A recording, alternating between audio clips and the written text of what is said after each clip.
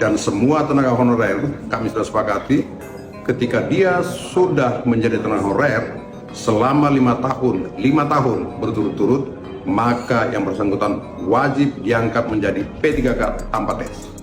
Jadi berdasarkan video yang barusan, ada usulan dari DPR RI untuk pengangkatan tenaga honorer menjadi P3K tanpa tes. Usulan ini menjadi salah satu solusi untuk menangani tenaga honorer di Indonesia.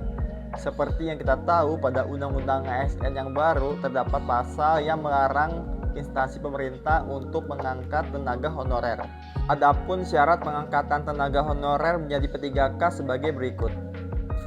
Dilansir dari detik.com, ada beberapa syarat untuk pengangkatan tenaga honorer menjadi ASN. Yang pertama, usia paling tinggi 46 tahun dan paling rendah 19 tahun. Yang kedua, masa kerja sebagai tenaga honorer paling sedikit 1 tahun secara terus-menerus. Syarat ini tidak berlaku bagi honorer dokter yang telah selesai menjalani masa bakti.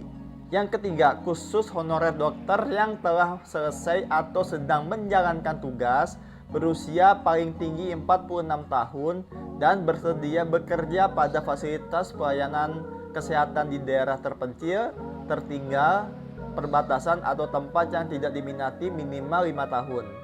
Yang keempat, tenaga ahli tertentu atau khusus yang dibutuhkan oleh negara tapi tidak tersedia di kalangan PNS dapat diangkat menjadi CPNS dengan syarat berusia paling tinggi 46 tahun dan telah mengabdi kepada negara sekurang-kurangnya 1 tahun. Yang kelima atau yang terakhir, pengangkatan tenaga honorer dilakukan melalui pemeriksaan kelengkapan administrasi dan diprioritaskan bagi tenaga honorer yang mempunyai masa kerja lebih lama atau yang usianya menjelang 46 tahun.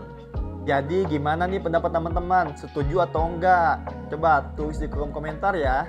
Jangan lupa follow untuk update info CPNS dan P3K selanjutnya.